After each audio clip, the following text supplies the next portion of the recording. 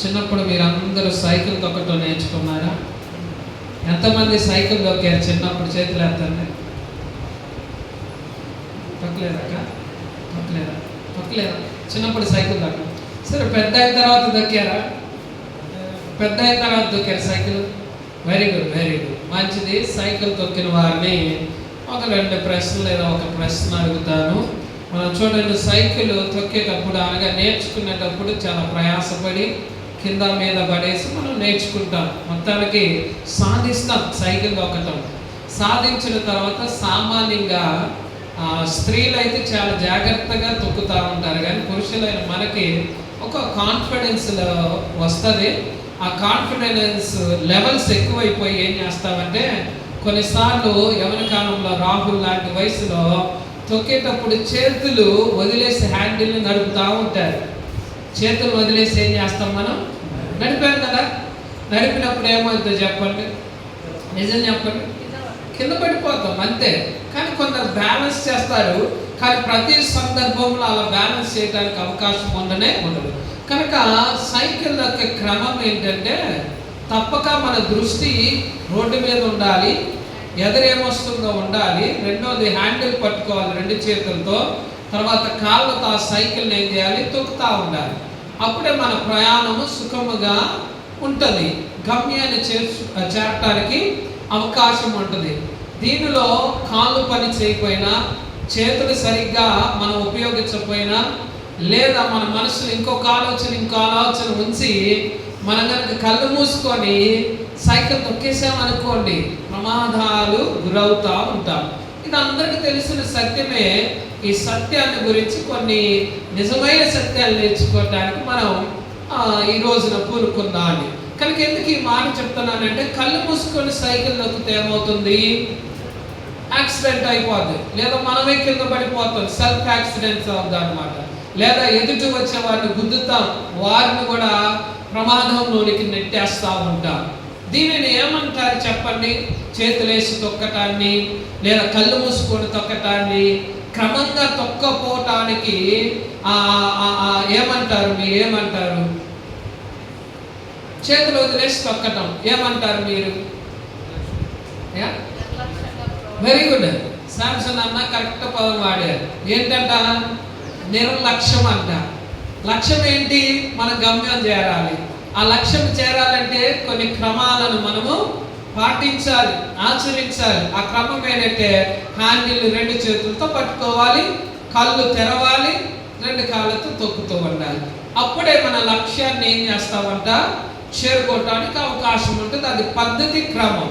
కానీ ఎప్పుడైతే ఈ పద్ధతిని మనం మీరిపోతామో, ఏదైతే మనము ఆ పద్ధతికి బయటికి వెళ్ళిపోతామో, దానిని ఏమంటామంట? నిర్లక్ష్యం అంటున్నారు. కనుక ఈ పదాన్ని మీ నోటు నుండి తేటానికి ఎగ్జాంపుల్స్ అన్నీ చెప్పాను అనమాట. కనుక మనకి ఇప్పుడు జ్ఞాపకం రావాల్సింది రోజు ఒక 40 నిమిషాల పాటు ఏంటంట? నిర్లక్ష్యం. నిర్లక్ష్యం అనేది చాలా భయంకరమైంది అన్నమాట. ఏ విషయంలోనైనా సరే నిర్లక్ష్యం వహిస్తే కొన్నిసార్లు మన ప్రాణాలు కూడా ఏమైపోతాయి? గాల్లో కలిసిపోతాయి అంటారు. లేదా ఈ భూమిని విడిచి మనము నిత్య జీవానికి వెళ్ళాల్సిందే. కనుక ప్రతి విషయంలో మనం ఏం చేయాలంట? లక్ష్యాన్ని చేరాలంటే నిర్లక్ష్యాన్ని మనం ఏం చేయాలి? విడిచిపెట్టాలన్నది మనకు బాగా తెలిసిన సత్యం. కానీ చాలా మంది ఈ బైబిల్లో కూడా నిర్లక్ష్యముగా జీవిస్తూ వచ్చారు.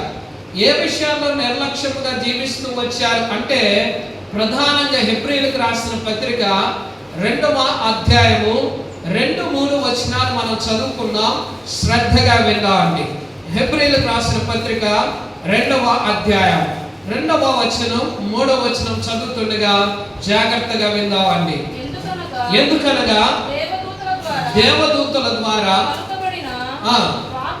వాక్యము స్థిరపరచబడినందున ప్రతి అతిక్రమమును అవిధేయతయు న్యాయమైన ప్రతిఫలము పొంది ఉండగా, ఇంత గొప్ప రక్షణను మనము నిర్లక్ష్యము చేసిన ఎడల ఎలాగు తప్పించుకుందుము అని వాక్యము ద్వారా అపోస్తలుడైన పౌలు హెబ్రీలలో ఉన్న సంఘాన్ని హెచ్చరిస్తున్నాడు.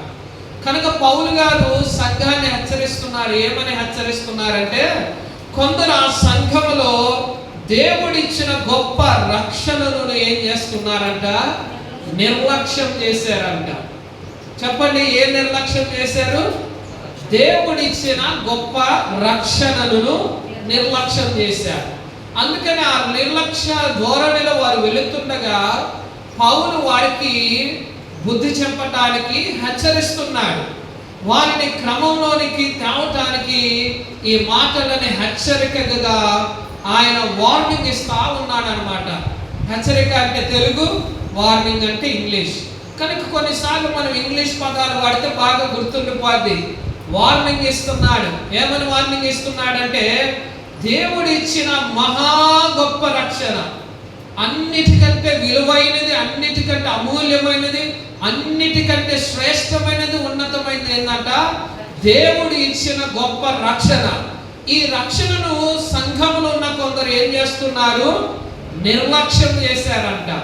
నిర్లక్ష్యం చేస్తున్నారు కనుక వారిని సరిచేయటానికి ఒక వార్నింగ్ ఇస్తున్నాడు అపోస్తలుడైన పౌలు. మనం అనుకుంటూ ఉన్నాం, మనమేమి నిర్లక్ష్యం చేసాంలే, అంత బాగానే ఉందిలే అనుకుంటున్నాం. కానీ ఆనాడు ఆ సంఘములో కొందరు ఎందరైతే రక్షణను నిర్లక్ష్యం చేశారో, అలాగనే నేటి సంఘాల్లో కూడా చాలా మంది విశ్వాసులుగా పిలువబడుతున్న వారు, పరిశుద్ధులుగా పిలువబడుతున్న వారు కూడా ఏం చేస్తున్నారంట? రక్షణను గురించి నిర్లక్ష్యం చేస్తున్నారన్నమాట. అందుకని అంత్యదినాలు దేవుడి వాక్యం ద్వారా ఈ మధ్యాహ్న కాల సమయంలో నిన్ను నన్ను హెచ్చరిస్తున్నాడేమో, మనం సరి చేసుకోవాలి. దేవుడు ఇచ్చిన రక్షణను మనము అంతం వరకు కాపాడుకోవాలి.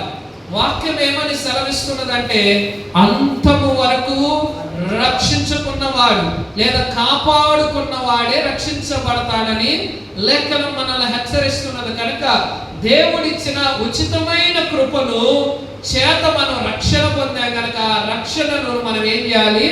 అంతము వరకు కాపాడుకోవాలి. ఈ కాపాడుకునే విషయములలో కొందరు ఏం చేస్తున్నారంట? నిర్లక్ష్యం వహిస్తున్నారు. ఉదాహరణకు ఆనాడు హెబ్రీ సంఘంలో ఉన్నారు. బైబిల్ చరిత్రలో కూడా కొందరిని నేను జ్ఞాపకం చేయడానికి మధ్యాహ్న కాల సమయంలో మనసు ఉంచుతున్నాను. కనుక కొందరిని గుర్తు చేస్తున్నాను. చూడండి, కొందరు కొన్ని విషయాల్లో నిర్లక్ష్యం చేశారు. ఆ నిర్లక్ష్యం చేయటం ద్వారా వారి జీవితాలు ఏమైపోయినాయో ఒకసారి పరిశీలన చేస్తే, ఇంత క్రితమే మనం వాక్యం చదువుకున్నాం. ఆదికాండము 25వ అధ్యాయము 29 నుంచి 34 వరకు మనం చదువుకున్నాం. ఎవరి గురించి చదువుకున్నామంటే, యాకోబుకి 2 కుమారులు ఉన్నారు. ఎంతమంది కుమారులు? 2 కుమారులు. మొదటి వాని పేరు ఏంటంట? ఏశావు. రెండో వాని పేరు ఏంటంట? యాకోబు. అంతేనా? సారీ, నేను తప్పు చెప్పినప్పుడు మీరు సరిచేయాలి. ఇస్సాకుకి ఎంతమంది పిల్లలు? 2 పిల్లలు. నేను తప్పు చెప్తుంటే మీరు తలకాయ ఊపెడుతున్నారు. జాగ్రత్తగా మీరు నన్ను కూడా సరి చేయాలి కొన్నిసార్లు. కనుక ఇస్సాకుకి 2 కుమారులు కవలలు పుట్టారు. వారి పేర్లు, పెద్దవాడి పేరు ఏంటి? కొంచెం ముందుగా పుట్టిన వాడు ఏశావు, తర్వాత వచ్చిన వాడు యాకోబు. ఇప్పుడు ఏశావు యొక్క జీవితాన్ని మనం గమనిస్తే ఇక్కడ రాయబడింది, ఆయన ఒక్క పూట కూటి కోసము లేదా ప్రత్యేకించి చిక్కుడుగాయల కూర కోసం ఏం చేశాడంట? ఏశావు తన తమ్ముడికి జ్యేష్ఠత్వాన్ని అమ్ముకున్నాడంట. అమ్ముడు పోయాడని అక్కడ రాయబడి ఉంటుందో మనం చూడగలుగుతాం, గమనించగలుగుతాం. కనుక ఏశావుకి దేవుడు జ్యేష్ఠత్వాన్ని ఇచ్చాడు. జ్యేష్ఠత్వము ఆశీర్వాదము అన్నమాట. ఆ ఆశీర్వాదాన్ని ఇప్పుడు ఏం చేస్తున్నాడు? కాపాడుకోవాలి. కానీ కాపాడుకోకుండా జ్యేష్ఠత్వాన్ని గురించిన నిర్లక్ష్యం ఆయన వహిస్తూ వచ్చాడు అన్నమాట. అందుకని ఆయనకి ఇచ్చిన ఆశీర్వాదాన్ని ఏం చేశాడు? ఏశావు నిర్లక్ష్యము చేయటం ద్వారా ఆ జ్యేష్ఠత్వాన్ని ఏం చేశాడంట? అమ్ముకున్నాడు, పోగొట్టుకున్నాడు, ఆశీర్వాదానికి దూరం అయిపోయాడు అనమాట. నేటి సంఘాల్లో కూడా చాలా మంది దేవుడిచ్చిన ఆశీర్వాదాన్ని లేదా దేవుడిచ్చిన మేళ్లను, దేవుడిచ్చిన రక్షణను కేవలము పొట్టకూటి కోసము కొందరు ఏం చేస్తున్నారంట, ఏశావు వలె వారికున్న జ్యేష్ఠత్వాన్ని, లేదా వారికున్న ఆశీర్వాదాన్ని, లేదా వారికున్న రక్షణలను కూడా ఏం చేస్తున్నారంట, అమ్ముకుంటున్నారు లేదా విడిచిపెడుతున్నారని ఏశావు చరిత్ర ద్వారా దేవుడు మనల్ని హెచ్చరిస్తున్నారు. చూడండి, నేటి సంఘంలో మనం చూస్తే చాలా మందిని ప్రశ్నిస్తే వారు ఇచ్చే జవాబు ఏంటంటే, ఏంటయ్యా మాటి మాటికి ఇక్కడి నుంచి అక్కడికి తిరుగుతూ ఉంటామంటే, అక్కడికి వెళ్తే అది దొరుకుద్దండి, ఇక్కడికి వెళ్తే ఇది దొరుకుద్దండి అంటారు. వారి దగ్గరికి వెళ్తే వారి ద్వారా మనకు మేలు కలుగుద్దండి, వీరి ద్వారా మేలు కలుగుద్ది, అందుకని అక్కడికి వెళ్తున్నాం అంటారు. కనుక వీరి జీవితం ఎలా ఉంటుందంటే సేమ్ ఏశావు లాగానే ఉంటుంది. దేవుడు కృపచేత మనకి రక్షణ ఇస్తే ఆ రక్షణను కాపాడుకోవలసిన బాధ్యత మన మీద ఉంటే, ఆ రక్షణను గురించిన బాధ్యత లేకుండా నిర్లక్ష్యము వహించి వారు అటు ఇటు తిరిగి ఆ నిర్లక్ష్య ధోరణి ద్వారా దేవుడిచ్చిన మహా కృపచేత ఇచ్చిన ఆ రక్షణను ఏం చేస్తున్నారంట, పోగొట్టుకుంటున్నారు. దేని కొరకు? అక్కడికి వెళ్తే ఆశీర్వాదం వస్తుందని, ఆశీర్వాదం కొరకు దేవుని రక్షణే పోగొట్టుకుంటున్నారు. ఆయన దగ్గరికి వెళ్తే మా అవసరము తీరుద్దని చెప్పి ఆయన దగ్గరికి వెళ్ళి దేవుడిచ్చిన రక్షణను ఏం చేస్తున్నారంట, పోగొట్టుకుంటున్నారు. అందుకని ఏశావు చరిత్ర ద్వారా దేవుడు మనల్ని కూడా ఏం చేస్తున్నారంటే హెచ్చరిస్తున్నాడు. ఏమని హెచ్చరిస్తున్నాడు? దేని కొరకు కూడా మీకు ఇవ్వబడిన రక్షణను ఏం చేయకూడదు, పోగొట్టుకోకూడదు, నిర్లక్ష్యం చేయకూడదు అంటుంది వాక్యం. కనుక కొందరు ఏం చేస్తున్నారంట, ఇంత గొప్ప రక్షణను ఏం చేస్తున్నారు, నిర్లక్ష్యం చేస్తున్నారు. దేని కొరకు?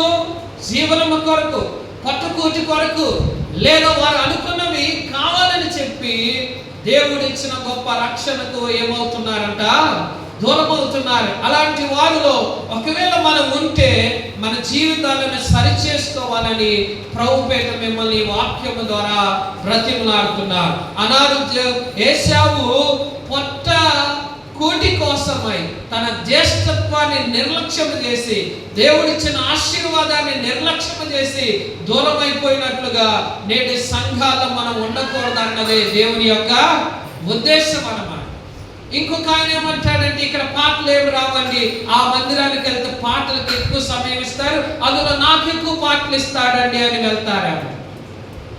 దాని ద్వారా దేవుడిచ్చిన రక్షణను నువ్వేం చేస్తావు, పోగొట్టుకుంటావు. నాకు ఇక్కడ పలుకుబడి ఏమి రావట్లేదండి, ఫలానా సంఘానికి వెళ్తే ఆ పాస్టర్ గారి ద్వారా నాకు పలుకుబడి వస్తుంది అని అంటావేమో. ఒకవేళ వెళితే నీవు దేవుడిచ్చిన రక్షణను ఏం చేస్తున్నావు, నిర్లక్ష్యం చేస్తున్నామని అర్థం ఇస్తున్నాను. కనుక దేవుడు ఇచ్చిన రక్షణను మనం నిర్లక్ష్యం చేసి దానిని దేని కొరకు కూడా ఏం చేయకూడదంట, పోగొట్టుకోకూడదు. జాగ్రత్త. ఏశావు పోగొట్టుకున్నట్టుగా నువ్వు కూడా పోగొట్టుకుంటే నీకు కృప దూరం అయిపోతుంది, నీకు ఆశీర్వాదము దూరం అయిపోతుంది. ప్రధానంగా నీవు రక్షణను ఏం చేస్తావంట, పోగొట్టుకుంటున్నావు. నిర్లక్ష్యం వద్దు. మనం ఖచ్చితంగా లక్ష్యము కొరకే ఏం చేయాలి, పరుగు తీయాలి, విశ్వాస జీవితంలో ముందుకెళ్ళాలని ప్రభుపేట మిమ్మల్ని బ్రతిమలాడుతున్నాను. మరొకరిని నేను జ్ఞాపకం చేయడానికి ఇష్టపడుతున్నా. చూడండి, మన పాత నిబంధన గ్రంథంలో ఇశ్రాయేలు ప్రజలకు ఒక రాజుగా మొదటిగా ఎంచబడ్డాడు ఒక వ్యక్తి. మొదటి ఇశ్రాయేలు రాజు ఎవరు? బైబిల్ చరిత్ర మనం చదివితే ఆయన సౌలు రాజు అని మనకు అర్థమవుతా ఉన్నది. ఈ సౌలు రాజుని ఎవరు ఎంచుకున్నారు? ఇశ్రాయేలు ప్రజలు ఎంచుకున్నారు. ఎలా ఎంచుకున్నారో మనందరికీ బాగా తెలుసు.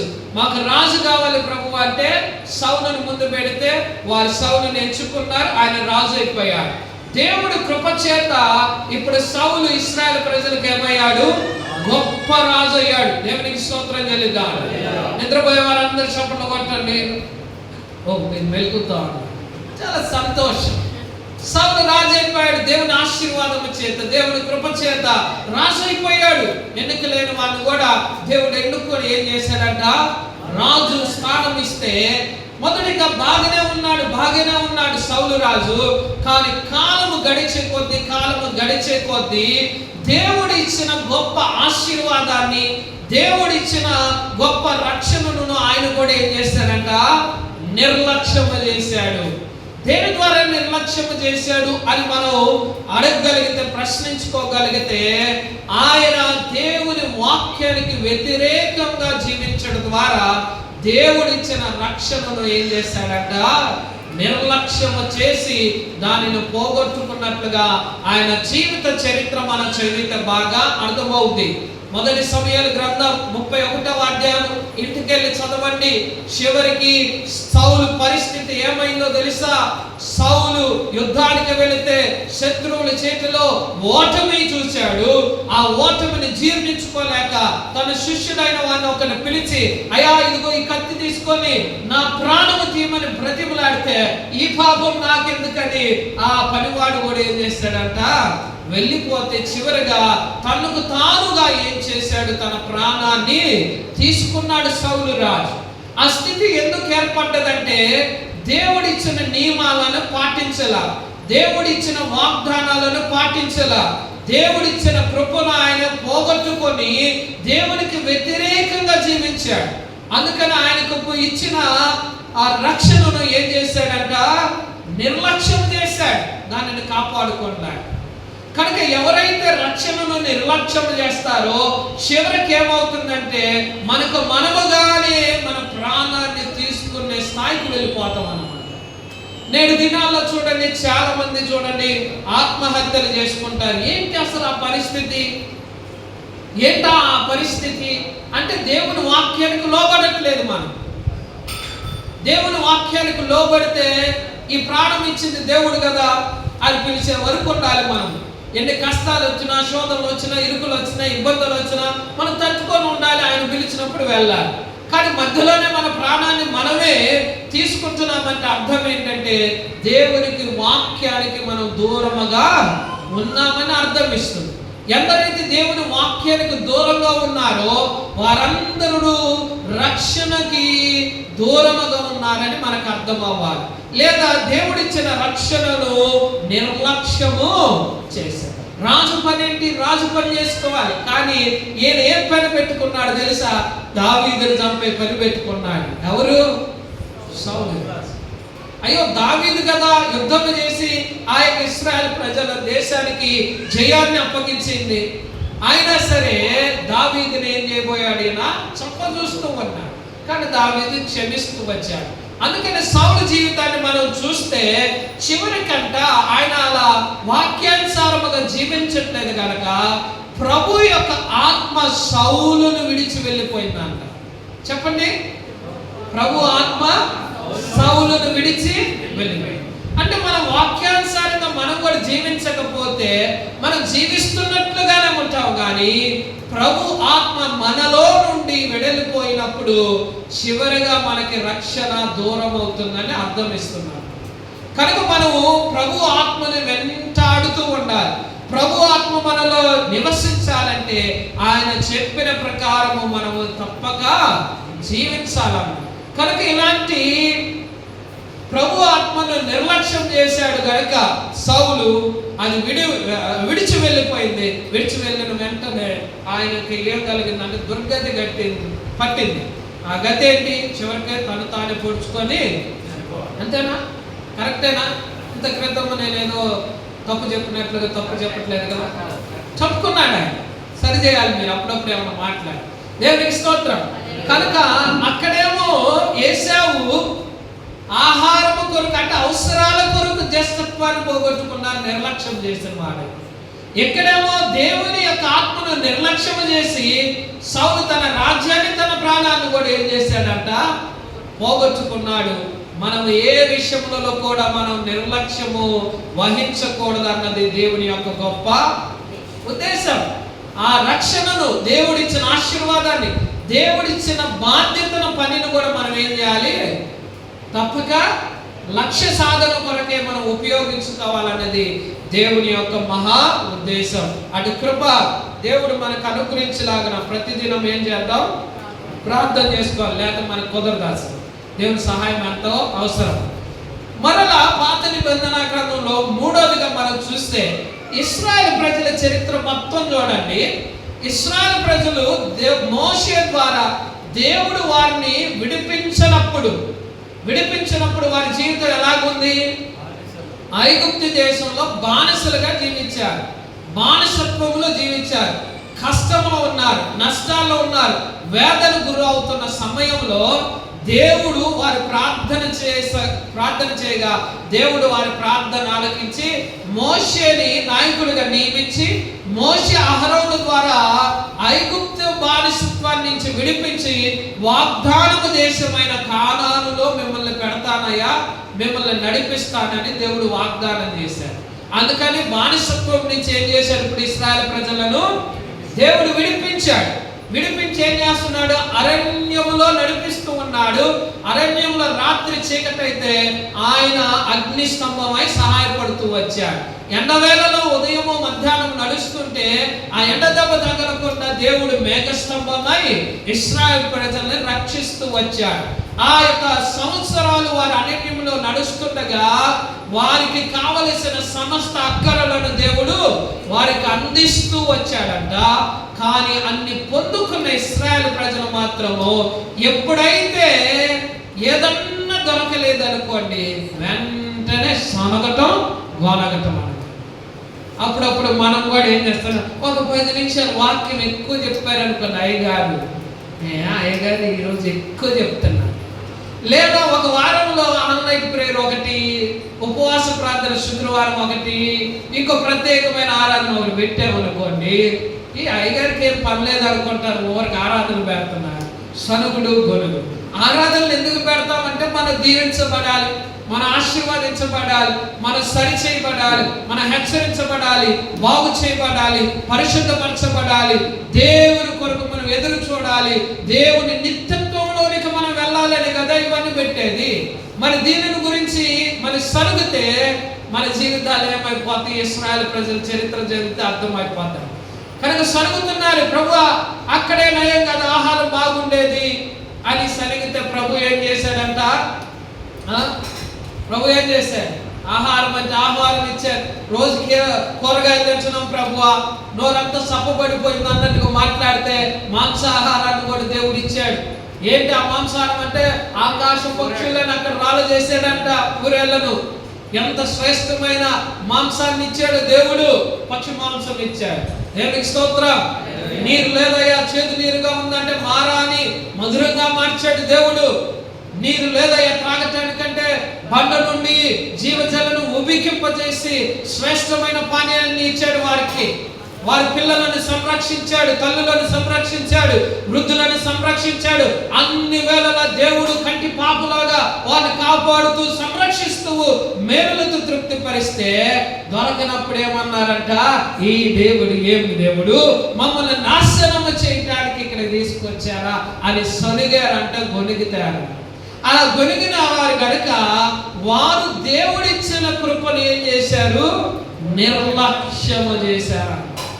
అందుకనే వారు నిర్లక్ష్యము వహించారు కనుక వారికి వచ్చిన రిజల్ట్ ఏంటో తెలుసా? ఆనాడు అందరినీ కానాను దేశంలోనికి ప్రవేశపెడతానని వాగ్దానం ఇచ్చాడు, కానీ ఈ వాగ్దానాన్ని నమ్మలేదు. మీరు ఈ వాగ్దానాన్ని నమ్మలేదు కనుక సరిగారు, గొలిగారు, నమ్మకం లేక. అందుకనే ఆ వాగ్దానం ముందు నిర్లక్ష్యం వహించటం ద్వారా చివరికి ఆ వాగ్దానం వారి జీవితంలో నెరవేరలేదంట. అందుకనే ఎవరు వెళ్ళారు కానాను దేశానికి అంటే? పాలు తేనెలు ప్రవహించు దేశానికంటే ఇద్దరు వెళ్ళారు. ఆయన యెహోషువ, కాలేబు మాత్రమే ప్రవేశించారు తప్ప మిగతా వారందరూ కూడా యువతలే వారి జీవితాలను ముగించినట్లుగా మన చరిత్ర చూస్తున్నాం. అంటే దేవుడిచ్చిన వాగ్దానాన్ని వారు నిర్లక్ష్యం చేశారు కనుక మొదటిగా యేషాము ఆశీర్వాదాన్ని, జ్యేష్ఠత్వాన్ని నిర్లక్ష్యం చేసి పోగొట్టుకున్నాడు. రెండవ వారు ఎవరు? సౌలు తనకిచ్చిన అధికారాన్ని, తనకిచ్చిన రాజరికాన్ని నిర్లక్ష్యం చేసి కనుక ఆ రాజ్యంతో పాటు ఆత్మను పోగొట్టుకొని ఆ చివరికి తన ప్రాణాన్ని పోగొట్టుకున్నాడు. మూడోది ఎవరంటే? ఇశ్రాయేలు ప్రజలు. దేవుడిచ్చిన వాగ్దానం మిమ్మల్ని అందరినీ పాలు తేనెలు ప్రవహించే దేశంలో ప్రవేశపెడతానంటే ఆ వాగ్దానాన్ని వారు నిలబెట్టుకోలేక విశ్వసించక నిర్లక్ష్యము వహించారు కనుక చివరికి వారికి ఏమైందంట? ఆ వాగ్దాన దేశం దొరకలేదంట. ఒకవేళ దేవుడు మనకు వాగ్దానాలు ఇస్తాడు, ఆ వాగ్దానాలను గురించి మనం జాగ్రత్త పడకపోతే నెరవేర్చడు దేవుడు. నీవుగానే పోగొట్టుకుంటావు. కానీ మనం పోగొట్టుకుని మనం సులభంగా ఆ ఇశ్రాయేలు ప్రజల్లాగా దేవుడి మీద నిందేస్తాం. ఏందయ్య గారు ఇన్ని కానుకలు ఇచ్చారు దేవుడికి, ఏందయ్య గారు ఈ సంవత్సరం ఇన్ని ప్రార్థనలకు వచ్చా, ఏందయ్య గారు ఉపవాసం నన్ను ప్రార్థన చేశాను అంటున్నారు. కానీ వాగ్దానాన్ని నువ్వు నమ్మావా? ఆ వాగ్దానం చేత పట్టుకొని దాని ప్రకారం జీవించావా? జీవిస్తే లక్ష్యం సాధ్యమవుతుంది. నువ్వు నిర్లక్ష్యం చేసావు కనుక అది సాధ్యము కాదని మనకు అర్థం అవ్వాలి. కనుక ఇశ్రాయేలు ప్రజల వలె దేవుని చేత మనం దీవించబడి, ఆశీర్వదించబడి, పోషించబడుతూ మన జీవనాన్ని కొనసాగిస్తున్నప్పుడు బాగానే జరుగుతుందని దేవుడిచ్చిన రక్షణను ఏ మాత్రమైనా సరే నిర్లక్ష్యం చేసావా? ఆనాడు వాగ్దాన దేశమైన కానానులోకి ఎలాగైతే వారు ప్రవేశించలేదో, ఇదిగో మనకు రాబోయే నిత్య జీవంలోనికి కూడా మనము ఏం చేయమంట? ప్రవేశించము కాక ప్రవేశించము. అందుకనే దేవుడు ఇచ్చిన రక్షణను మనం ఏం చేయాలి? కాపాడుకోవాలి. కానీ మనం ఏం చేస్తాం? బాగానే జరుగుతుంది, అన్ని వస్తున్నాయి, అన్ని జరుగుతున్నాయి, సమృద్ధి ఉంది, అన్ని బాగా జరుగుతున్నాయి అనుకుంటే నువ్వు నిర్లక్ష్యం చేస్తున్నావు అనే వాక్యము ఈ యొక్క మధ్యాహ్న కాల సమయంలో హెచ్చరిస్తుంది. కనుక దేనిని చూసి నువ్వు రక్షణను నిర్లక్ష్యం చేస్తున్నావో ఒకసారి గమనించాలి. సమృద్ధి ఉందని నిర్లక్ష్యం చేసావా దేవుని రక్షణను? అయితే జాగ్రత్త, సమృద్ధిని కూడా ఒక్కసారి తీసేస్తారు. దేవునికి స్తోత్రం చేద్దాం. ఇట్స్ వార్నింగ్ అన్నమాట చర్చికి ఈరోజు. నేను బైబిల్ ద్వారా నేను ఇచ్చే వార్నింగ్. అందుకనే నిర్లక్ష్యం మనం ఏం చేయకూడదు, వహించకూడదు. అన్నిటిలో లక్ష్యము కలిగిన వారే ముందుకెళ్ళాలి. పాత నిబంధన గ్రంథంలో ఇంత చరిత్ర ఉంది. నిర్లక్ష్యం చేస్తే ఏమవుతుంది? జ్యేష్ఠత్వాన్ని, ఆశీర్వాదాన్ని నిర్లక్ష్యం చేశాడు. అలాగనే తనకిచ్చిన అధికారాన్ని, ఆత్మను నిర్లక్ష్యం చేశాడు సౌలు. మూడోది ఇశ్రాయేలు ప్రజలు దేవుడిచ్చిన కృపను, వాగ్దానాన్ని ఏం చేశారంట? నిర్లక్ష్యం వహించడం ద్వారా వారి వాగ్దానాన్ని వారి జీవితంలో స్వతంత్రించుకోలేకపోయారన్నమాట. ఇద్దరే వెళ్ళారు, యెహోషువ కాలేబు. ఇంకా అందరూ అక్కడే, మోషే కూడా అక్కడే ముందే చేర్చుకోయారు. దేవునికి స్తోత్రం చేద్దామా? హల్లెలూయా. కనుక పొరపాటున దేవుడిచ్చిన బాప్తీసం ద్వారా ఇచ్చిన రక్షణను ఏమాత్రం మనం ఏం చేయకూడదు? నిర్లక్ష్యం చేయకూడదు. నిర్లక్ష్యం చేసావా నువ్వు పోగొట్టుకుంటావు అంతే. ఉదాహరణకు ఇంకొక పాత నిబంధనలలో ఫేమస్ ఒక వృత్తాంతాన్ని జ్ఞాపకం చేస్తారు, అంటే ఎగ్జాంపుల్ జ్ఞాపకం చేస్తారు. చూడండి, లోతు జీవితంలో లోతు తన భార్య బిడ్డలను దేవుడు ప్రేమించి సమస్తాన్ని ఇచ్చాడంట. ఎక్కడికి పంపించాడు? దేవుడు పంపలేదు కానీ కోరుకున్నాడు. లోతు ఏం కోరుకున్నాడు? సొదొమ గొమొర్రా పట్టణాలు చూడగా సస్యామలముగా ఉన్నాయంట. ఆయనకున్న మందను మేపటానికి సమృద్ధి నీరుంది, మంచి పచ్చిక బయళ్ళు ఉన్నాయి, ఆహారం ఉంది కనుక నేను ఇటు వెళ్తానని అబ్రహాముతో చెప్పి అటు వెళ్ళిపోయాడు. ఎక్కడికి? లోతు. సొదొమ గొమొర్రా పట్టణం నాశనం కాకముందు దేవుని చేత బహుగా దీవించబడ్డది, ఆశీర్వాదించబడ్డది. మంచి నీరు ఉండేది, మంచి సమృద్ధి ఆహారం ఉండేది, మేత ఉండేది అన్నమాట. ఆ ప్రాంతం ఎంచుకున్నాడు, దృష్టికి బాగుందని వెళ్ళాడు. వెళ్ళిన తర్వాత ఏం జరిగిందో తెలుసు కదా మనకి చరిత్ర. మీరు ఆదికాండం 18వ అధ్యాయము అలాగే 19వ అధ్యాయం చదువుకుంటే అక్కడ చరిత్ర రాయబడుతుంది. ఆ సొదొమ గొమొర్రా పట్టణము దేవునికి వ్యతిరేకంగా జీవించిందంట. అర్థమైతే ఒక చెయ్యి పైకి ఎత్తండి. ఇటు ఎత్తట్లేదు. అర్థమైంది? ఒక చెయ్యి పైకి ఎత్తండి. అర్థమైతే ఎత్తకండి, ఫుల్గా అర్థమైతే. అందుకని మీరు నా స్వరాన్ని వింటున్నారని నేను ఆశపడుతున్నాను, అలాగే నేను నమ్ముతున్నాను. దేవునికి స్తోత్రం. మంచిది. సొదొమ గొమొర్రా పట్టణానికి వెళ్ళిన తర్వాత లోతు తన భార్య కుటుంబం అంతా కూడా ఇంకా లోకంలో పడిపోయిందన్నమాట. దేవుడిచ్చిన వాగ్దానాన్ని విడిచిపెట్టారు, దేవుడిచ్చిన క్రమాన్ని మరిచిపోయారు. లోతు తప్ప మిగతా వారందరూ కూడా ఆ సొదొమ గొమొర్రా ప్రజలు ఎలాగైతే పాపం చేస్తూ ఆ పాపంలోనే జీవిస్తూ ఉన్నారో వీరందరూ కూడా అలాగనే జీవిస్తున్నారంట. కానీ దేవుడు వారిని ప్రత్యేకించాడు. కానీ ఆ ప్రత్యేకించిన సంగతులు వారు ఏం చేశారు? మర్చిపోయారు. లోకం ఎలాగైతే జీవిస్తుందో అలాగనే జీవిస్తారంట. అందుకనే దేవుడు ఆకాశం నుంచి చూడగా సొదొమ గొమొర్రా పట్టణం యొక్క పాపం విస్తరించిపోయింది. ఆయన గమనించి వేదన చెంది ఎందుకయ్యా ఇలా చేసుకున్నాను అనుకొని చివరిగా ఏమన్నాడంటే, ఇదిగో ఈ పట్టణాలను నేను నాశనం చేస్తున్నాను అని ఒక నిర్ధారణకు వచ్చాడు. ఎవరు? దేవుడు. నాశనం చేయాల్సిన అంత పాపం ఎక్కువైపోయింది. కానీ లోతు కుటుంబాన్ని ప్రేమించాడు దేవుడు కనుక లోతుకు ప్రత్యక్షమయ్యాడు దూతల ద్వారా. ఏమన్నాడంటే, విడిపించడానికి దేవుడు ఆశపడ్డాడు, వారిని రక్షించడానికి ఆశపడ్డాడు. ఎవరిని? లోతు, తన భార్య, వారి కుటుంబాన్ని. బిడ్డలు మాత్రమే కాదు, వారి కుటుంబాన్ని కూడా. అంటే బిడ్డల కొరకు వివాహం చేసుకోవడానికి సిద్ధంగా ఉన్నారు అల్లుళ్ళు కూడా. వారిని కూడా రక్షించాలన్నదే దేవుని యొక్క ఉద్దేశం. అయితే వారు వెళ్ళారు, దేవుని మాట ఇదిగో వేగులు వారి ద్వారా విన్నారు కానీ చివరికి ఏం చేశారంటే సాహసం చేశారు మొత్తానికి. ఇదిగో దేవుని ఉగ్రత రాబోతుంది కనుక ఉగ్రత నుంచి తప్పించుకోవడానికి దేవుడు మార్గం ఇచ్చాడు కనుక ఆ మార్గం వెళ్దామని అందరూ బయలుదేరి వస్తుండగా దేవుడు ఒక మాట చెప్పాడు. ఎవరితో? కుటుంబంతో. ఏ మాత్రం వెనుకకు నీవు తిరగకూడదు అన్నాడు. కానీ కొంత దూరం వచ్చిన తర్వాత లోతు భార్య ఏం చేస్తుందంట, వెనకాల ఏమి జరుగుతుందో, నా బంధువులు ఏమయ్యారు, లేదా స్నేహితులు ఏమయ్యారు, నా పనులు ముచ్చట్లు ఏమైనాయో అన్నట్లుగా ఒకసారి వెనక తిరిగి చూస్తే వెంటనే ఆమె ఏమైపోయిందంట, ఉప్పు స్తంభముగా మారిపోయింది. ఇప్పటికి నేను అక్కడికి వెళ్తే చరిత్రకారులు చెప్తున్నారు అది ఉందంట.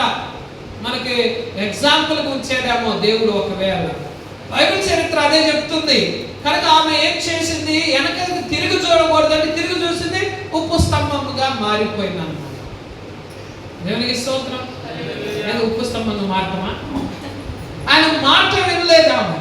అందుకని వెనక చూడొద్దంటే చూసింది కనుక ఎవరైనా సరే లోతు భార్యలాగా వెనుకున్న వాటి కొరకే మీరు ఏమాత్రం ఆలోచన చేయకూడదు, విడిచిపెట్టిన వాటి కొరకే మీరు వెనుకకు తిరగకూడదని ప్రభు లేఖనాల ద్వారా రక్షణ పొందిన మనలను హెచ్చరిస్తున్నప్పుడు మనము విడిచిపెట్టిన వాటి కొరకే మరలా రక్షణ పొందిన తర్వాత వెనుకకు తిరిగితే నీవు కూడా నిష్ప్రయోజనమైన ఉప్పు స్తంభం వలె మారిపోతామని వాక్యము నిన్ను హెచ్చరిస్తున్నది. దేవునికి స్తోత్రం. హల్లెలూయా. లోకం ఎట్లా ఉందని వెనక తిరిగి చూస్తుందంట, బంధువులు ఎలా ఉన్నారో చూస్తుందంట, లేక దేని కొరకు ఆమె చూసిందో మీకు బాగా తెలుసు. కనుక విశ్వాస జీవితంలో మనం కూడా ఏం చేయాలంటే ముందున్న వాటి కొరకే మనం ఏం చేయాలి, పరిగెత్తాలి తప్ప వెనుకున్న వాటి కొరకు మనం వెనక తిరిగి చూసామనుకోండి నువ్వు ఆత్మీయంగా ఏమైపోతావు, నశించిపోతావని హెచ్చరిస్తున్నారు. అందుకనే ఈమె దేవుడిచ్చే గొప్ప రక్షణను ఏం చేసింది, నిర్లక్ష్యం చేసింది. ఆ నిర్లక్ష్యానికి ఫలితం ఉప్పు స్తంభంగా మారిపోయింది. కనుక దేవుడు కృపచేత మనల్ని రక్షించుకున్నప్పుడు మరలా లోకం వైపు, లోకాశల వైపు, లోకంలో ఏం జరుగుతుందో అవన్నీ కూడా చేయటానికి నువ్వు ఎప్పుడైతే వెనుకకు తిరుగుతావో నువ్వు ఆత్మీయంగా ఏమైపోతున్నావు అంట, దేవునికి దూరం అయిపోతున్నావు. కనుక దేవుడిచ్చిన రక్షణను ఏమాత్రం ఎవరు కూడా నిర్లక్ష్యం చేయకండి. నిర్లక్ష్యం చేశారా, వెనుకకు తిరిగారా, మరలా పాపం వైపు, మరల లోకం వైపు తిరిగారా, నేత్రాశ, శరీరాశ, జీవపు డమ్మం కొరకు ఎవరైతే వెనుకకు తిరుగుతారో వారు ఏమైపోతారంట, దేవుని రక్షణకు దూరం అయిపోయి శాపానికి లేదా నాశనానికి గురవుతారని మనకి అర్థం కావాలి.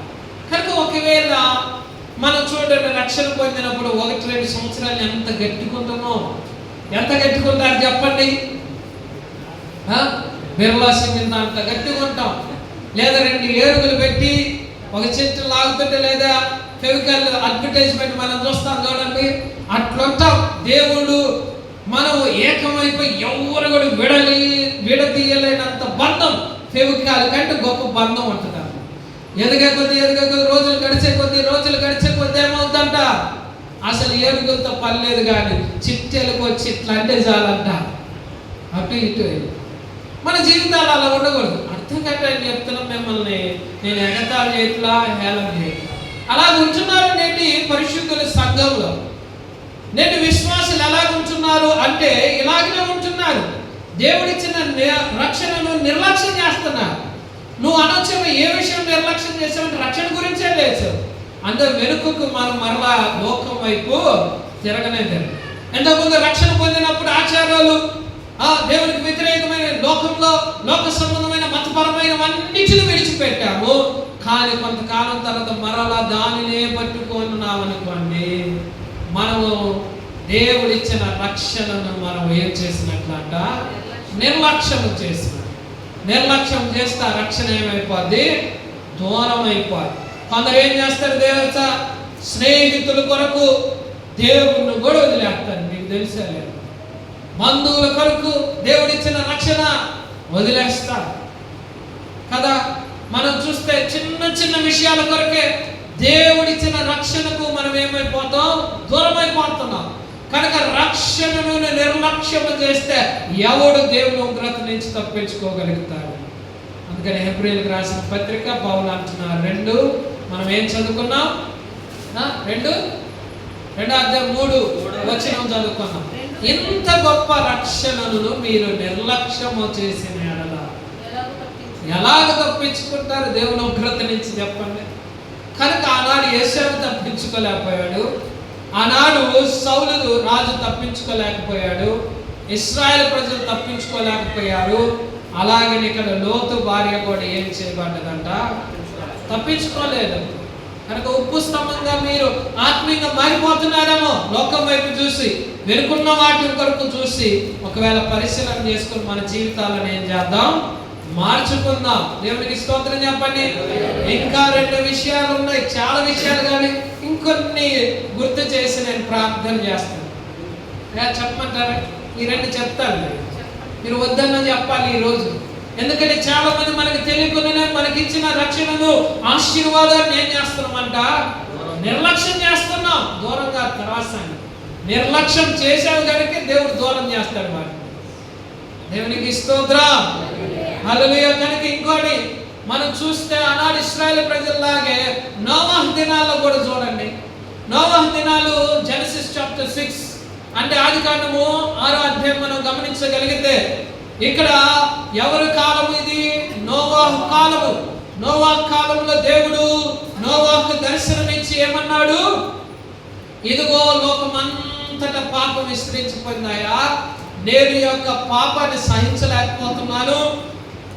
దేవుడు బాధపడ్డాడు. ఎందుకయ్యా ఈ మానవులను తయారు చేసుకున్నాను, నా సొంత హస్తములతో నా స్వరూపంలో నా పోలికల మనుషులని నేను ఎందుకయ్యా చేసుకున్నాను అన్నట్లుగా బాధపడ్డాడంట దేవుడు. బాధపడి ఏమంటాడా, నోవాహు వారిని హెచ్చరించు, జస్ట్ వార్న్ దెమ్ అన్నాడు. వారిని హెచ్చరించు. ఎలాంటి హెచ్చరికో తెలుసా? మనం ఎప్పుడైనా సరే హిల్ స్టేషన్స్కి వెళ్తే, అంటే ఏమంటారు హిల్ స్టేషన్స్ని, చెప్పనమ్మా నాకు వెంటనే రావట్లేదు తెలుగులో. హిల్ స్టేషన్స్ లేదా కొండ ప్రాంతాలు, వెరీ గుడ్. వెంటనే అందించిన సహోదరులకి ప్రత్యేక వందనాలు. కానీ కొండ ప్రాంతాలకు వెళ్తే కొండ పైన ఊరు ఉంటుంది. ఆ ఊరికి మనం వెళ్ళాలంటే రోడ్డు ఉంటుంది, మలుపులు ఉంటుంది. ప్రతి మలుపు దగ్గర గవర్నమెంట్ వారు ఏం చేస్తారు తెలుసు, ఒక కాషన్ బోర్డు పెడతారు. అంటే హెచ్చరిక బోర్డు ఒకటి పెడతాడు, గో స్లో అంటాడు. చిన్నగా నిదానముగా వెళ్ళాలి. కొన్ని చోట్లకి స్పీడ్ కూడా రాస్తాడు, ఇంతకు మించి స్పీడ్ వెళ్ళకూడదని రాస్తాడు. కానీ యవనస్తులైన మేమేం చేస్తాం తెలుసా, మాకు యవ్వన బలం ఉంది కనుక, ఇదిగో మాకు శక్తి ఎక్కువ, ఆలోచన ఎక్కువ అని అక్కడ 20 స్పీడ్ వెళ్ళమంటే 40 ఎంత పోయి లోయలో ఉంటాడు అనమాట. నాలాంటి అంటే ఆ హెచ్చరికని ఏం చేయట్లేదు, పాటించట్లా. ఆ హెచ్చరికని నిర్లక్ష్యం చేశాడు. అందుకని వాడి ప్రాణము, వాడితో పాటు వాళ్ళ ప్రాణం వాడు ఏం చేస్తున్నాడు, తీసుకొని వెళ్ళిపోతున్నాడు. సేమ్ నోవహు దినాల్లో కూడా దేవుడు అన్నాడు, లోకంలో పాపం విస్తరించిపోయింది నోవహు, నువ్వు ఒక్కడ తప్ప ఎవరు నీతిమంతుడు కనపడలేదు కనుక నేను జలప్రలయాన్ని రాపించబోతున్నాను, వెంటనే వారికి సువార్త. అంటే దేవుడు హెచ్చరిక తెలియపరచమంటే ఆయన హెచ్చరిక తెలియపరిచాడు. పాపం నుంచి మీరు బయటికి రండి, పాపాన్ని విడిచిపెట్టండి, అక్రమంగా జీవిస్తున్నాడు, క్రమంగా జీవించండి. ఇదిగో తినుతూ త్రాగుచు నాట్యమాడుచు పెళ్లిళ్ళు చేసుకుంటూ ఇచ్చిపుచ్చుకుంటూ ఇదిగో వారి ఇష్టానుసారంగా జీవిస్తున్నారు, దేవుణ్ణి మర్చిపోయారు. ఇదిగో హెచ్చరించు నోవాహు అంటే ఆయన హెచ్చరించాడు. ఎన్ని సంవత్సరాలు హెచ్చరించాడు? 120 సంవత్సరాలు హెచ్చరిస్తే ఒక్కడు కూడా ఆ హెచ్చరికని ఏం చేయలేదంట, పాటించలేదు, గమనించలేదు. చివరికి దేవుడు అన్నాడు, నోవాహు ఓడను కట్టాడు, అన్నిటిని చేర్చమన్నాడు. ఏమన్నాడంటే ఇదిగో కాలము సమీపించింది గనక ఎవరునూ నీ హెచ్చరికలు నా హెచ్చరికలు మాట వినట్లేదు, గమనించలేదు గనక టైం వచ్చేసిందయ్యా నోవాహు, నీవు నీ కుటుంబం లోపలికి వెళ్తే తలుపేస్తానన్నాడంటే దేవుడు. వెళ్ళారంట, వేసేసాడంట. ఓడలు ఎంతమంది ఉన్నారు? నోవాహు, తన భార్య, 3 కుమారులు, 3 కోడలు, మొత్తం 8 మంది మాత్రమే ఆ జల ప్రళయం నుండి ఏం చేయబడ్డారు? దేవుని చేత రక్షించబడ్డారు.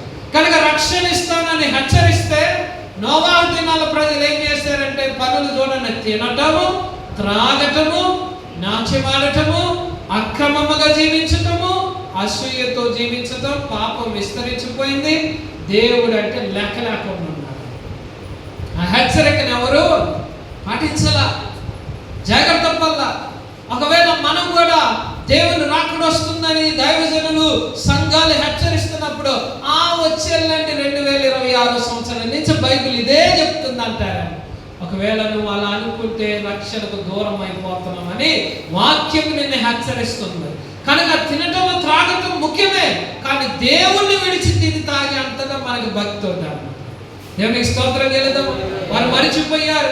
ఒకవేళ నోవాహు దినాల ప్రజలు ఎలాగైతే అక్రమముగా జీవించారో మనం కూడా అలా జీవిస్తే దేవుని వాక్యం చేత హెచ్చరించబడుతున్నావు నీవు నేను ఈ మధ్యాహ్న కాల సమయంలో. దానిలో నుంచి రావాలి. దేవుడిచ్చే రక్షణ అనే ఓడలోనికి ఏం చేయాలి? సంఘం అనే ఓడలోనికి చేర్చబడాలి, పరిశుద్ధుల గుంపులోకి చేర్చబడాలి. లేదా నువ్వు విడువబడతావు. విడువబడితే నీ గతి ఏమవుతుందో ఒకసారి ఆలోచన చేయాలని వాక్యం మనల్ని హెచ్చరిస్తున్నాను. దేవునికి స్తోత్రం చెల్లిద్దామా. తుఫాను వచ్చే ముందుగా 1, 2, 3, 4 హెచ్చరికలు ఇస్తారు. ఒక హెచ్చరిక ఇస్తారు, 2 వెళ్ళాక కొందరైతే ఆ హెచ్చరికలు ఖాతరు చేయకుండా మాట వినకుండా అక్కడే ఉండిపోయారు అనుకోండి, రానే వస్తుంది ఆ పెను తుఫాను. వారి జీవితాలను ఏం చేస్తుందంట? తీసుకొని వెళ్ళిపోతుంది, బలి చేస్తుంది. కనుక హెచ్చరికను తప్పక మనం ఏం చేయాలి? పాటించాలి, గమనించాలి. దేవుడు కూడా అదే చెప్తున్నాను. కనుక నేను త్వరగా రాబోతున్నాను ఈ భూమి మీదకి. నేను వచ్చినప్పుడు రక్షణ అనే ముద్ర లేకపోతే ఎవరైతే దేవుడిచ్చిన మహా రక్షణను నిర్లక్ష్యం చేస్తారో వారందరూ నాశనం అయిపోతారు, అనగా నశించిపోతారయ్యా, నిత్య జీవానికి దూరం అయిపోతారు. కనుక మీరు ఏం చేయాలి? సమయం ఉండగానే రక్షణను కాపాడుకుంటూ రక్షణ పొందిన వారైతే రక్షించబడటానికి ముందుకెళ్ళాలని ప్రభు ఈ వాక్యం ద్వారా ఏం చేస్తున్నాడు? హెచ్చరిస్తున్నాడు. కనుక మనం ఏమంటామన్నా, తీసుకున్నాం అయ్యగారు, టైం ఉంది అయ్యగారు, టైం ఉంది అంటారు. నీకు టైం ఉండొచ్చామో దేవుని టైం ఎవరికి తెలియదు. మనం ఎప్పుడు ఊపిరి విడిస్తామో మనకి ఎవరికన్నా తెలుసా? మనకి తెలియదే. మరి ఒకవేళ నువ్వు అనుకున్న టైం కంటే ముందుగా విడిచి వెళ్ళిపోతే నీ ఆత్మ రక్షణ పొందదే. అందుకని దేవుడు అంటే ఇదే అనుకూలమైన సమయం, నేడే రక్షణ దినం. ఈ రోజు ఎవరైనా బాప్తీసం సిద్ధంగా ఉంటే రండి, మధ్యాహ్నం వెళ్ళి మీకు నదిలో బాప్తీసం ఇవ్వడానికి సిద్ధం. ఎందుకనగా ప్రాణం ఎప్పుడు విడిస్తామో మనకు తెలియదు. ఒకవేళ మనం ఎంత జాగ్రత్త పడ్డా మరణము మన దగ్గరికి ఏ రూపంలో వస్తుందో మనకు తెలియదు. కనుక మరణించక ముందే మనం ఏం చేయాలంట? రక్షించబడాలి. అన్నాడు. వీళ్ళ మాటలు లెక్క చేయలే ఎవరు? నోవాహు దినాల్లో ఉన్న ప్రజలు. ఆ నోవాహు 120 సంవత్సరాలు కడుతున్నావయ్యా, కట్టే వస్తుంది వర్షం అన్నావు, రాలేదు కదా, నేను నిర్లక్ష్యం చేశాను. ఒకవేళ అలాంటి నిర్లక్ష్యం నువ్వు కూడా చేస్తున్నావా? నాకు ఇంకా రక్షణ పొందడానికి సమయం లేదు, సమయం రాలా అనుకుంటున్నప్పుడే దేవుడి సమయం వచ్చింది అనుకోండి, నువ్వు రక్షణకు ఏమైపోతావంట? దూరం అయిపోతాం. రక్షణకు దూరం అయిపోతే మన బ్రతుకేంటి? మన ఆత్మ ఎక్కడ ఉంటుంది? నిత్య నరకం.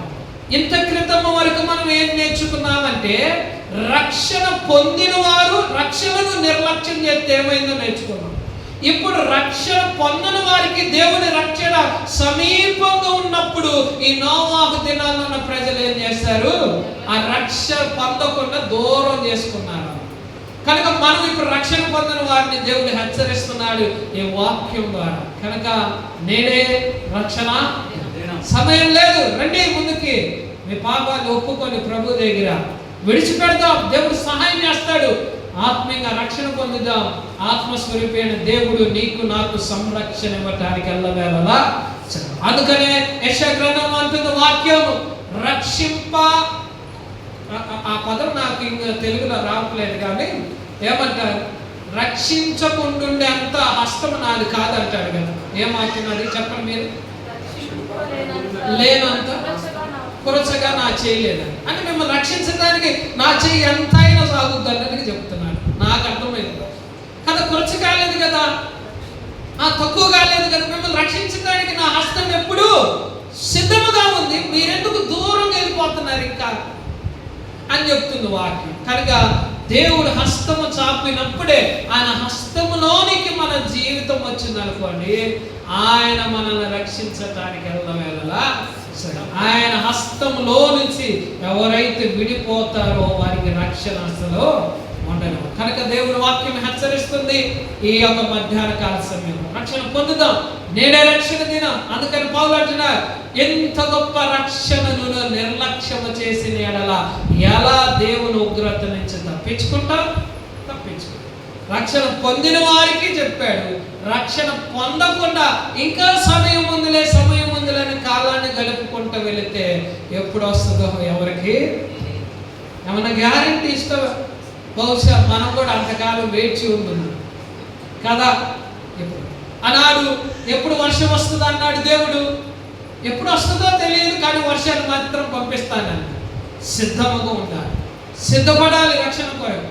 రక్షణను దేవుడిచ్చే రక్షణను నిర్లక్ష్యము చేసిన ఎడల ఎలా ఉగ్రత నుంచి తప్పించుకుంటారు? ఇస్కరియోతు యోధాని గురించి ఒక మాట మనం ప్రార్థన చేసుకుందాం. దేవునికి స్తోత్రం. యోధాకి దేవుడు రక్షణ ఇచ్చాడు. ఇదిగో మరలా తప్పు చేస్తున్న దేవుడు కృపను ఇచ్చాడు. కానుకలు దొంగిలిస్తా ఉంటుంటే కానుకలు సచ్చి ఆయనకే ఇచ్చేసాడు. అంటే దేవుడు కృప ఎంతగా పెట్టాడు ఇస్కరియోతు యోధాకి. ఆయనకి సరిపోయేలా యేసుతో కలిసి జీవించాడు, యేసుతో పరున్నాడు, యేసుతో ఆయన జీవించాడు, తిన్నాడు, త్రాగుతూ వచ్చాడు, పానీయం తీసుకుంటూ వచ్చాడు. ఇవన్నీ చేస్తున్నా ఆయనకి సరిపోలేదంట. యేసు నమ్మటానికి డబ్బులు తీసుకొని ఏం చేశాడు? ప్రభువుని అప్పగించాడు. అంటే ఆయన ఏం చేశాడు? దేవుడిచ్చిన రక్షణను నిర్లక్ష్యము చేసి దూరం చేసుకున్నాడు.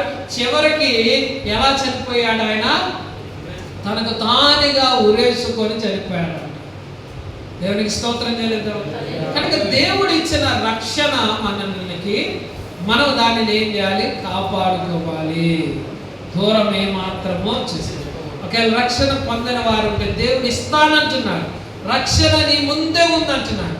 ఈరోజే రక్షణ సమీపంగా ఉందంటున్నాడు. ఆ సమీపంగా ఉన్నప్పుడే మనం కనుక ఆ రక్షణ పొందగలిగితే మన జీవితాలు బహుగా దీవించబడి ఆశీర్వదించబడి ఆయన చేతిలోనికి మనం వెళ్ళిపోతాం. ఒకవేళ నువ్వు నిర్లక్ష్యం చేస్తే ఆయన చేతిలో నుండి నువ్వు జారి పడిపోతే అమ్మతో ఒకసారి ఆలోచించాలి. కనుక తలను మంచిగా కాళ్ళు మూసుకుందాం. దేవుని సహాయం కలుగుతాం. ప్రభువా, ఒకవేళ నేను కూడా ప్రభువా రక్షించబడి కూడా ఏశావు వలె ప్రభువా నేను నిర్లక్ష్యం చేస్తున్నానేమో, మీరు ఇచ్చిన ఆశీర్వాదాన్ని నేను నిర్లక్ష్యం చేస్తున్నానేమో, మీరు ఇచ్చిన జ్యేష్ఠత్వాన్ని నిర్లక్ష్యం చేస్తున్నానేమో, నన్ను క్షమించాయా. నా రక్షణను నేను కాపాడుకోవడానికి నీ సహాయం నాకు ఎంత అవసరమై ఉందాయా అని అడగండి. దేవుడు సహాయం చేయడానికి సిద్ధంగా. ఎందుకంటే దేవుడు ఆనాడు సౌలుని ప్రేమించాడు, రాజ్యాన్ని అప్పగించాడు, ప్రజలను అప్పగించాడు, అధికారాన్ని అప్పగించాడు, దేవుని ఆత్మనే తనకి ఇస్తూ వచ్చాడు. కానీ ఆ రక్షణను దేవుడిచ్చిన అధికారాన్ని ఆయన నిర్లక్ష్యం చేశాడు. దేవుని ఆత్మ ఆయనకి దూరమైపోయింది. ఆయన నుండి బయటకు వెళ్ళిపోవటం ద్వారా తన యొక్క జీవితం దౌర్భాగ్య జీవితం, తనకు తానుగా పొడుచుకొని చనిపోయాడు. మేము అలా ఉండకూడదు ప్రభా. మీరు ఇచ్చింది ఏదైనా సరే అది ఆశీర్వాదం కావచ్చు, ఐశ్వర్యము కావచ్చు, సంపద కావచ్చు, బిడలు కావచ్చు, కుటుంబము కావచ్చు, సంఘము కావచ్చు. దానికన్నా అన్నిటికంటే ప్రధానమైనది, ప్రాముఖ్యమైనది రక్షణ. ప్రభు, ఈ రక్షణ కొరకు దేనినైనా వదులుకోవటానికి మేము సిద్ధంగా ఉండాలి. ప్రభు, మాటల చేత మమ్మల్ని హెచ్చరిస్తున్న దానికి స్తోత్రాలు. ప్రభు, దేవా, ఇదిగో నోవాహు దినాల్లో ప్రజలైతే రక్షణ సమీపంగా ఉంది కానీ వారు నిర్లక్ష్యం చేశారు. ప్రభు, తింటం, త్రాగటం, తిరుగుబోతులయ్యారు, అక్రమముగా జీవించారు. ప్రభు, మర్యాద లేకుండా జీవించారు. వారు మనసుకు వచ్చినట్లుగా జీవిస్తూ వచ్చారు. ప్రభు, అందుకని వారు విడవపడ్డారు. ప్రభు, నేటి కాలములు కూడా చాలామంది ప్రభు మీ సన్నిధికి రాకుండా దూరమైపోతున్నారు. మీ సన్నిధిలో వచ్చే దేవా సంపూర్ణమైన సంతోషాన్ని విడిచిపెడుతున్నారు. రక్షణకు దూరంగా ఉంటున్నారు. ప్రభు, నిర్లక్ష్యం వహిస్తున్నారు. క్షమించమని ప్రార్థిద్దాం. ప్రభు, ఇదిగో ఇస్కరియోతు యోధ వలె మీరు మా జీవితంలో ఉన్నా సరిపోలేదన్నట్లుగా తను ప్రవర్తించారు. మేము కూడా కొన్నిసార్లు ఇస్కరియోతు యోధ వలె మీరు మమ్మల్ని దీవించిన, ఆశీర్వదించిన, రక్షణ ఇచ్చిన మేము దాన్ని బట్టి సంతోషించకుండా, ఆనందించకుండా ఇంకా ఏదో కావాలని ఆరాటపడి ప్రభు మీ రక్షణను నిర్లక్ష్యం చేస్తున్నామేమో, మమ్మల్ని క్షమించండి. రక్షణను నిర్లక్ష్యం చేస్తే ఇస్కరియోతు యోధ తనకు తానుగా ప్రభు ఉరువేసుకొని చనిపోయినాడు, నశించిపోయాడు. ప్రభు, మేము కూడా అలా నశించిపోకూడదని ఈ వాక్యం ద్వారా మమ్మల్ని హెచ్చరిస్తున్న విధానానికి మీకు వందనాలు. ప్రభు, అనేక జీవితాలు మా ముందుంచారు. లోతు భార్యను వచ్చినారు. ప్రభు, ఎదుగో రక్షణ దేవుడు ఇస్తూ వచ్చాడు, కానీ ఆ రక్షణను గురించిన చింత లేకుండా ఏదైతే దేవుడు వద్దన్నాడో ఆ పనినే చేసింది. ప్రభు, అందుకనే అమ్మ ఎదుగో పనికిరాని ఉప్పు స్తంభం వల్లే మార్చబడ్డది. మా జీవితాలకు అది సాదృశ్యంగా ఉన్నది. ప్రభు, మేము కూడా మీరు ఇచ్చిన రక్షణను కాపాడుకోవటానికి కొన్నిసార్లు ప్రభు ప్రయాసపడాలి, ముందుకే చూస్తూ వెళ్ళాలి. ప్రభు, విశ్వాసమునకు కర్తయగు యేసు వైపు చూస్తూ వెళ్ళాలి, వెనుకకు తిరగకూడదు. అనగా లోకం వైపు చూడకూడదు. ఇదిగో మేము విడిచిపెట్టిన ఆచారాల వైపు చూడకూడదు, చేయకూడదు, ఆచరించకూడదు అని హెచ్చరిస్తున్న విధానానికి మీకు వందనాలు. ప్రభు, ఒకవేళ అలా జీవిస్తే మేము రక్షణను నిర్లక్ష్యం చేసి పోగొట్టుకున్న వారం అవుతాం. నిత్య జీవానికి మేము రాలేము. ప్రభు, మమ్మల్ని క్షమించమని ప్రార్థిద్దాం. దేవుని సహాయాన్ని అడుగుదాం. దేవుడు మనకి సహాయపడేలాగా ప్రతిదినం దేవుని యొక్క కృపను మనం కోరుకుందాం. ప్రభు, మీకు ఇప్పటి వరకు వాక్యం చేత మమ్మల్ని బలపరిచి సరిచేసి హెచ్చరిస్తున్న విధానానికి స్తోత్రం. ఇక మీదట మేము మీరు ఇచ్చిన రక్షణను నిర్లక్ష్యం చేయకుండా ముందుకు వెళ్ళటానికి మీ అపారమైన సహాయం మాకు అందరికీ ప్రసాదించి మీరేమైనా పొందుతారని మా కొరకు త్వరగా రానే ఉన్న నజరేయుడైన యేసు నామములో అడిగి వేడుకుంటున్నాము తండ్రి. అనంతరం లేచి నిలబడదాం. చిన్న చిన్న పాడుతుండగా ప్రభువుకు అర్పించవలసిన అర్పణలు అర్పించాలని ప్రభు పీఠ మనం